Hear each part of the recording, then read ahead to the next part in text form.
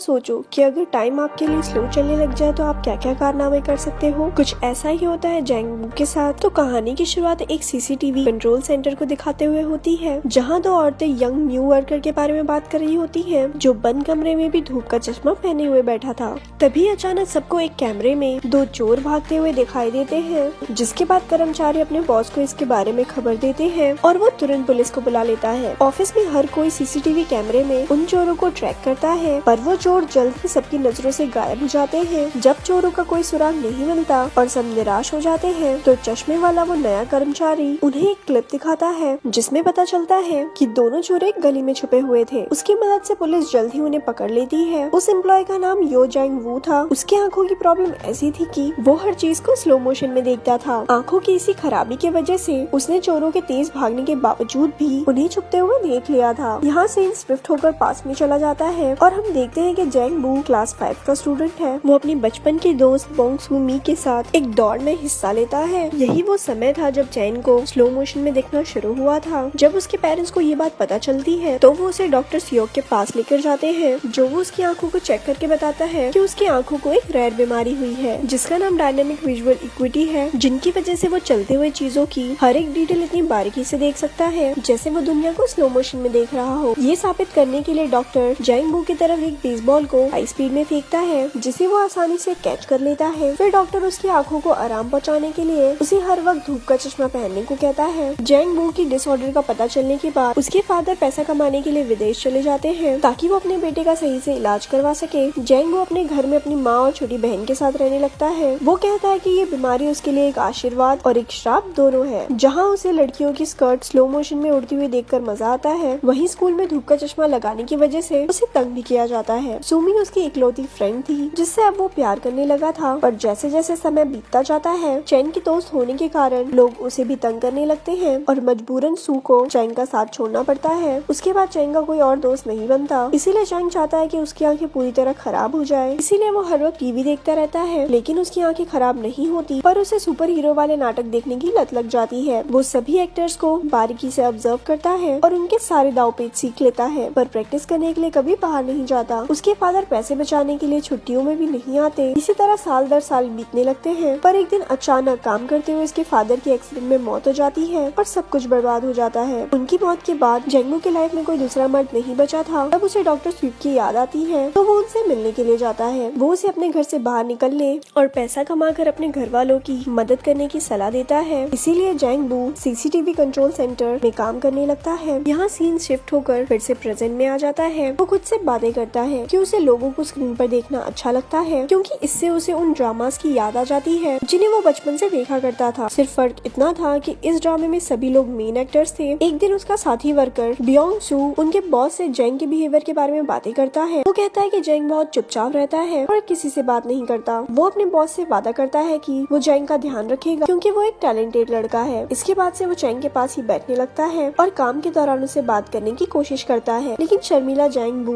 उसके सभी सवालों का जवाब सिर हिलाकर देता है और मुंह से कुछ नहीं बोलता। कैमरा मॉनिटर करते वक्त वो काउंट करता है कि एक निश्चित जगह पर चलने में लोगों को कितना वक्त लगता है। बियोंग सू को ये सब अजीब लगता है, पर वो उससे कभी इस बारे में नहीं पूछता है। जैंग वू से घुलने मिलने के लिए वो उससे पूछता है कि कोई उसकी गर्लफ्रेंड है या नहीं। इस सवाल से जैंग वू को सुमी की याद आ जाती है और अगले ही दिन वो उससे मिलने के लिए उसके घर चला जाता है। सुमी बड़ी होकर एक खूबसूरत औरत बन चुकी थी, पर उसे पैसों की दिक्कत थी। उसका कर्जदार उससे झगड़ता है और सू को कहता है कि वो उसका घर बेचकर अपना कर्ज चुका दे। जैंग वू उसे दूर से देखता है, पर पास जाकर बात करने की हिम्मत नहीं जुटा पाता है। उस दिन से हर रोज वो सू को कैमरे में देखने लगता है। वो उसकी डेली रूटीन को याद कर लेता है। सुमी हर रोज एक कॉफी शॉप में सोडा पीती है और जैंग भी यही करने लगता है। फिर वो देखता है कि सुमी रास्ते में पड़े एक बेकार सोफे को देखती है, तो अगले दिन वो उस सोफे को खींचकर कॉफी शॉप के सामने कर देता है, ताकि सुमी उस पर बैठ सके। रात में सुमी की नजर सोफे पर पड़ती है, पर वो ज्यादा ध्यान नहीं देती और उस पर बैठ जाती है। अगले दिन वो तेज बारिश की वजह से बस स्टॉप पर फंस जाती है। जैंग उसे मॉनिटर पर देखकर बियोंग के साथ उसकी हेल्प करने पहुंच जाता है। वो ड्रामास की हीरो की तरह उसके सिर पर छाता खोलकर उसे बारिश से बचाने की कोशिश करता है, पर सू से लफंगा कहकर वहाँ से चली जाती है। इसके बाद जैंग और बियोंग डॉक्टर सियोक के पास जाते हैं और जैंग उनसे सुमी को इम्प्रेस करने का तरीका पूछता है। वो जैंग वू से सुमी को फ्लावर्स देने को कहता है। अगले दिन सुमी को म्यूजिकल ड्रामा में ऑडिशन देने के लिए जाना होता है, पर उसे देर हो जाती है, तो वो मैनेजर को कॉल लगाती है और उसके कहने पर ऑडिशन के लिए रास्ते में ही ही गाना गाना शुरू कर देती है। उसके बढ़िया गानों को सुनकर राह चलते लोग उसे हैरत से देखने लगते हैं। जैंग भी फूलों का गुलदस्ता लेकर वहाँ पहुँच जाता है। सू का गाना खत्म होने के बाद वो उसे बुके देता है, पर सू को ये अच्छा नहीं लगता। वो कहती है कि वो इन फूलों की जगह जहर का बॉक्स ज्यादा पसंद करेगी। ये कहकर वो जाने लगती है कि तभी जैंग उसे उसके नाम से पुकारता है और उसके बचपन के दोस्त के रूप में अपना इंट्रोडक्शन देता है। पर वो कहती है कि उसका नाम बोंग सुमी नहीं ओसुमी है। और इस तरह जैंग को पता चलता है कि आज तक उसने गलत लड़की का पीछा किया था, पर अब बहुत देर हो चुकी थी क्योंकि अब वो उससे प्यार करने लगा था। उसी दिन शाम को अचानक से वो दोनों एक दूसरे से टकरा जाते हैं, जहाँ सुमी शॉपिंग कर लौट रही होती है। जैन को देखकर सुमी जैंग से अपने राशन बैग्स उठवाती है। फिर जब वो जाने लगता है तो वो उससे पूछती है कि वो बोंग सुमी को क्यों ढूंढ रहा है, तो वो कहता है कि वो उसे बचपन से चाहता है। दूसरे सुबह सीसीटीवी के मॉनिटर पर जैंग वो सुमी को फोन पर किसी से बात करते हुए देखता है। फोन करने वाला सुमी को बताता है कि वो म्यूजिकल ड्रामा में सिलेक्ट हो गई है। ये सुनकर सुमी रास्ते में ही खुशी से उछलने कूदने लगती है और नाचने लगती है और जैंग उसे स्क्रीन पर देखता रहता है। उस रात सुमी एक छोटे से रेस्टोरेंट में जश्न मनाने जाती है। जब वो देखती है जैंग बाहर खड़े उसे देख रहा है तो वो उसे अंदर बुला लेती है। वो दोनों आपस में बातें करते हैं और सुमी उसे अपने गाने का स्क्रिप्ट दिखाती है और अपनी लाइंस गाकर प्रैक्टिस करती है। जैंग उसे बधाई देता है और उसे भी अपना टैलेंट दिखाता है। रेस्टोरेंट में सभी लोग उस पर तेजी से स्पून फेंकते हैं और वो आसानी से कैच कर लेता है। अगले दिन जैंग सुमी के घर के पास चक्कर लगाते हुए अपने स्टेप्स काउंट करता है। ब्योंग सू मॉनिटर पर उसे ऐसा करते देख समझ जाता है कि वो रास्ते को याद करने की कोशिश कर रहा है। काम से लौटते वक्त सुमी देखती है कि जैंग उसका इंतजार कर रहा है। वो दोनों रास्ते भर अलग अलग टॉपिक्स पर बात करते हैं और बातों बातों में सुमी को पता चलता है कि जैंग सीसीटीवी सेंटर में काम करता है और सारा दिन लोगों को देख सकता है। फिर वो दोनों उस कॉफी शॉप के सामने रुकते हैं जिसे सू अक्सर देखा करती थी। सुमी उसे बताती है कि उसे उस कॉफी शॉप के ओनर पर क्रश है और ये भी कहती है कि उसके पास शानदार कार है। जैंग को कॉफी ओनर से जलन होती है और वो काफी देर तक उसे घूरता रहता है। वो सू को इम्प्रेस करने के लिए उसे कार में घुमाने ले जाने का फैसला करता है और अपने ऑफिस में सबसे पूछता है कि किसी के पास कार है तो वो थोड़ी देर के लिए भाड़े पर दे दे ताकि वो सुमी को उसमें घुमा पाए। पर बदकिस्मती से किसी के पास भी कार नहीं होती है। अगले दिन घर लौटते वक्त सुमी को रास्ते में उसका कर्जदार मिल जाता है। वो उस पर चिल्लाता और धमकाता है कि अगर उसने उसका पैसा वापस नहीं किया तो वो उसे चोट भी पहुंचा सकता है। लेकिन जैंग और ब्योंग सही टाइम पर पहुंचकर सू को बचा लेते हैं। जब जैंग काम पर वापस आता है सू भी एक कैमरे के सामने खड़े होकर थैंक यू चिल्लाती है क्योंकि उसे पता था कि सीसीटीवी कंट्रोल सेंटर में जैंग उसे देख रहा होगा। शाम को वो दोनों एक पार्क में मिलते हैं और काफी देर तक बातें करते हैं। जैंग से पूछता है कि अगर उसे कार मिल जाए तो वो क्या करेगी। इस पर सुमी कहती है कि वो रोज कार में बैठकर समुद्र के किनारे जाया करेगी। जैंग को कार नहीं मिलती तो वो रोज एक लोकल बस में ट्रैवल करके उसके ड्राइवर से दोस्ती कर लेता है। उसने कैमरे पर उस ड्राइवर को रात के समय कई बार अकेले बेसबॉल खेलते हुए देखा था, इसीलिए एक रात वो भी उसके साथ उस खेल में शामिल हो जाता है और बात में उसे अपने दिल की बात बताते हुए उससे अपनी हेल्प करने के लिए रिक्वेस्ट करता है और वो मान जाता है। अगले दिन ब्योंग सू, बस ड्राइवर और जैंग सुमी को बस स्टॉप से पिक करके सी दिखाने के लिए ले जाते हैं। इसके लिए उन्हें भूसान जाना था। सुमी को खुश करने के लिए जैंग कुछ भी कर रहा था। उससे इम्प्रेस होकर सुमी उसे पसंद करने लगती है, पर अचानक से रास्ते में बॉर्डर पुलिस उनकी बस को रोक देते हैं और उस लोकल बस को दूसरे शहर में एंटर करने नहीं देते हैं। सुमी गुस्से में पुलिस वालों से लड़ने लगती है पर ब्योंग सू उसे शांत करता है। उनकी मेहनत बेकार हो जाती है और उन्हें सी देखे बिना घर वापस लौटना पड़ता है। सीन शिफ्ट होता है और जैंग का बॉस सबको बताता है कि शहर में औरतों को उठाने के केसेस बढ़ रहे हैं और उन्हें हर वक्त अलर्ट रहने की जरूरत है। ठीक उसी समय जैंग एक मॉनिटर पर सुमी को देखता है और वो तुरंत वहाँ से गायब हो जाती है। वो डर जाता है और भागकर वहाँ जाता है, पर वहाँ पहुंचकर उसे पता चलता है कि सुमी ने उसके साथ मजाक किया था क्योंकि वो जानना चाहती थी कि जैंग उसे बचाने के लिए आता है या नहीं। इसके बाद सुमी उसके चश्मे को हटा देती है और दोनों एक दूसरे के साथ लपलपाटा करते हैं। तो जैंग उसे घर छोड़ने के लिए जाता है और सुमी उसे अंदर आने को कहती है, पर सुमी देखती है कि कर्जदार उसके घर आए हुए थे और उन्होंने उसकी सारी चीजें बिखेर दी थी। वो उसे पैसा लौटाने के लिए धमकाते हैं। शोर सुनकर जैंग उसे बचाने के लिए आगे बढ़ता है, पर उसकी आंखें धुंधला जाने के कारण वो गिर पड़ता है। उन लोगों के जाने के बाद जैंग और सुमी बैठकर बातें करते हैं। कर्जदारों के फेंके हुए सामानों को समेटते हुए जैंग को सुमी की वो ड्रॉइंग्स मिलती है जो उसने स्कूल डेज में सुमी के लिए बनाए थे। तब सुमी जैंग को बताती है कि वो नहीं चाहती थी कि जैंग उसे उसके बचपन वाले रूप में पहचाने, इसीलिए उसने जैंग से अपनी असलियत छुपाई थी। जैंग ये सुनकर खामोश हो जाता है जबकि सुमी मुस्कुराते हुए उन पेंटिंग्स को देखती रहती है। अगले दिन जैंग डॉक्टर सियोक के पास जाकर कहता है कि उसकी आंखें धुंधली हो गई है। डॉक्टर उसे बताता है कि उसकी बीमारी अब और बढ़ गई है जिसकी वजह से जल्द ही उसकी आंखें पूरी तरह से खराब हो जाएगी। जैंग पहले से ही जानता था कि जल्द ही वो अंधा होने वाला है, इसीलिए वो जहाँ भी जाता स्टेप काउंट कर लेता था ताकि पूरी तरह से अंधा हो जाने पर भी उसे दिक्कत ना हो। एक तरफ जहाँ जैंग अपने खराब होती आंखों से परेशान था, वहीं दूसरी तरफ सुमी को अपने कर्जों की फिक्र थी, इसीलिए वो अपना घर बेचकर सारे कर्जे चुका देती है, पर अब उसके पास रहने के लिए कोई जगह नहीं थी। जैंगबो स्क्रीन पर सुमी को अपने सामानों के एक बॉक्स के साथ एक दुकानदार से बात करते हुए दिखता है। ये अचानक से उसके साथ काम करने वाली लेडी को एक दूसरे स्क्रीन पर कार को उसी एरिया में चक्कर काटते देख शक होता है। वो करीब से उस कार के नंबर प्लेट को देखती है और नोटिस करती है कि वो कार एक भागे हुए किडनैपर की थी। वो फौरन अपने बॉस को खबर करती है और तुरंत ही पुलिस को भी इन्फॉर्म कर दिया जाता है, पर तभी कार सबकी आंखों से गायब हो जाती है और सुमी भी जैंग की नजरों से गायब हो जाती है। जैंग को डर लगता है कि कहीं सुमी को कुछ हो न जाए और वो उसे बचाने के लिए साइकिल लेकर निकल जाता है। रास्ते में उसकी आंखें पूरी तरह खराब हो जाती है और उसकी साइकिल एक कार से टकरा जाती है, जिससे वो गिर जाता है। बियोंसे कैमरे में ये सब देखकर उसकी हेल्प करने के लिए जाता है। उधर एक अनजान आदमी सुमी के पास जाकर उसका हाथ पकड़ लेता है, लेकिन वो उसे कहीं ले जाता इससे पहले जैंगबो उनकी तरफ दौड़ने लगता है। इसी बीच किडनैपर भाग जाता है और जैंगबो एक बस से टकराते टकराते बचता है। तभी पुलिस वहाँ आ जाती है और सुमी को पूछताछ के लिए ले जाती है। अब जैंगबो रास्ते में अकेला रह जाता है, तभी बियोंसे उसकी हेल्प करने के लिए आगे बढ़ता है। जैंगबो अपने दोस्त का हाथ पकड़ लेता है और अपनी आंखें खराब हो जाने पर दुखी होकर रोने लगता है। इस घटना को कुछ दिन बीत जाते हैं। सुमी अपने लाइफ में बिजी हो जाती है और जैंगबो को कांटेक्ट नहीं करती। जब भी उसे जैंगबो की याद आती है तो वो सीसीटीवी कैमरे को देखने लगती है। कुछ महीनों के बाद जैंगबो उसे अपने फेवरेट कॉफी शॉप में दिखाई देता है। वो खुश होकर उसके पास जाकर हाथ हिलाती है, पर वो जैंगबो को एक वॉकिंग स्टिक निकालकर दूसरी तरफ जाते हुए देखकर शॉक रह जाती है। वो सारे रास्ते उसका पीछा करती है और फाइनली वो उस जगह पहुंच जाती है जहाँ एक आर्ट गैलरी थी। अंदर जाने पर वो देखती है कि पूरी गैलरी जैंगबो के हाथों से बनाई हुई सुमी की पेंटिंग से भरी हुई होती है। तभी जैंगबो को अकेले में ये कहते हुए दिखाया जाता है कि भले ही उसकी आंखें खराब हो गई हो, पर सुमी उसे अभी भी याद है। अगले दिन फिर से सुमी जैंगबो का पीछा करती है। इस बार जैंगबो से पूछता है कि वो कहाँ जाना चाहती है, तो सुमी समझ जाती है कि वो उसे महसूस कर सकता है। फिर दोनों एक दूसरे को हक करते हैं और मूवी यहाँ पर खत्म हो जाती है। ऐसी और स्टोरी सुनने के लिए हमारे पेज को लाइक करें। धन्यवाद।